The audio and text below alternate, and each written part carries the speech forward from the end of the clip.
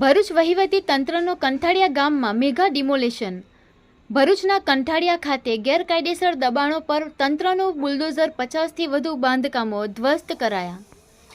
ભરૂચ જિલ્લામાં ગેરકાયદેસર દબાણો સામે તંત્રએ કડક કાર્યવાહી હાથ ધરી છે. આ કાર્યવાહીના ભાગરૂપે કંથાળિયામાં દારૂલ ઉલુમની સામે આવેલા અંદાજે 50થી વધુ ગેરકાયદેસર બાંધકામો તોડી પાડવામાં આવ્યા છે. આ મેગા ડિમોલેશનથી દબાણકારોમાં ભારે દોડધામ મચી ગઈ છે અને તંત્ર આ કડક વલણની ચર્ચા સમગ્ર જિલ્લામાં થઈ રહી છે. આ ડિમોલેશનની કામગીરીની સુનિયોજિત રીતે પાર પાડવામાં આવી હતી, જેમાં મામલતદાર પ્રાંત અધિકારી, Bharuch Ankleshwar urban development authority BUDA અને PWD વિભાગના અધિકારીઓનો સમાવેશ થાય છે.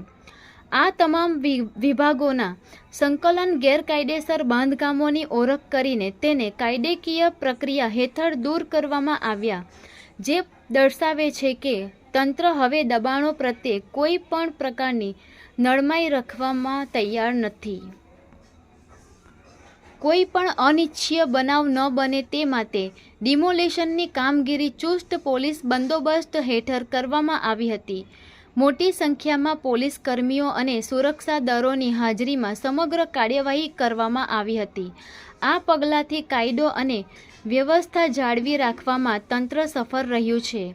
વર્ષોથી ઊભા થયેલા આ ગેરકાયદેસર બાંધકામો પર તંત્રએ આખરે JCB ફેરવી દીધું.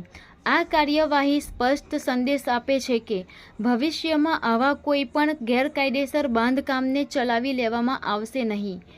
તંત્રની આ કડકતા દર્શાવે છે કે સરકાર હવે જમીન પચાવી પાડવા તત્વો સામે ઝીરો ટોલરન્સની નીતિ અપનાવી રહી છે.